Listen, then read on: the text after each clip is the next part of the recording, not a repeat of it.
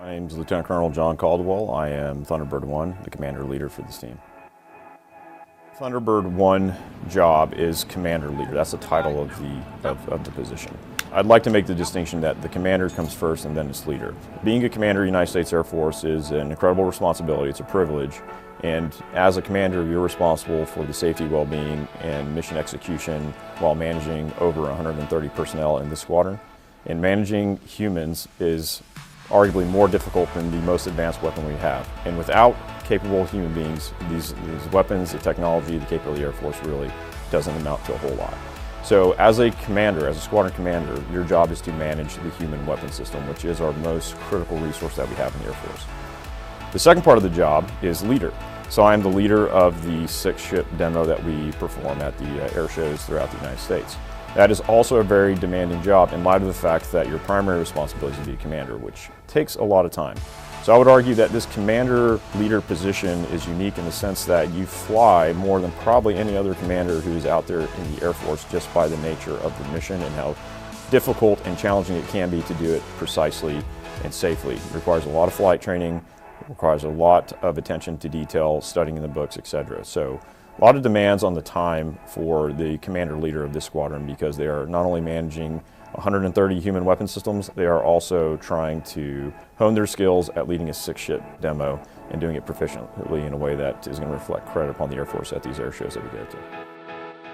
So at a young age, I was very interested in aviation. I knew that was one of my passions, so I knew I wanted to get into the flying business in some way, shape, or form. Attended a lot of air shows when I was a child and coincidentally saw the Thunderbirds performing, and that kind of started me down the track of looking at the Air Force. My father was in the Navy Reserve, so I had some exposure to military bases early on, and I just kind of liked the culture of the military. You could tell things were slightly different inside the base confines as opposed to outside of it. So as I grew up, I finally decided that my passion for aviation and my desire to serve in the military would be best suited by me joining the Air Force.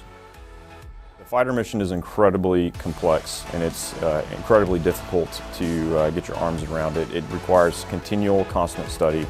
You're never going to be at the point where you know everything and you're prepped for every mission because the enemy is evolving and changing every single day, and so do our TTPs and so do our equipment. So we need people to stay completely engaged and motivated to be the best they possibly can be. So the first thing I would say about the fighter culture that I appreciate is there is a true spirit of competition. Not just against other pilots, but against yourself to be the best you can be. And that's something that we have fostered and grown in the fighter community pretty vigorously. And that leads to kind of a camaraderie that you build with folks around you when you're working on something that's incredibly difficult and you're putting all your energy that you possibly can into it.